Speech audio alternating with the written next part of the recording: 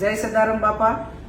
તારીખ 29/9/2024 12 વાગે પાટણ પ્રગતિ મેદાન ખાતે સમગ્ર ઉત્તર ગુજરાતના ઠાકોર સમાજને સર્વ સમાજ મારફત સત્કાર સમારંભનું આયોજન થઈ રહ્યું છે. ત્યારે આપ સૌ કોંગ્રેસ પરિવાર, સર્વ સમાજ અને ઠાકોર સમાજના સૌ અગ્રગણી આગેવાનો, વડીલો, યુવાન ભાઈઓ, વિવિધ સંગઠનો અને આમ જનતાને પાટણ મુકામે વધારવા માટે ભાવભીનું આમંત્રણ આપું છું.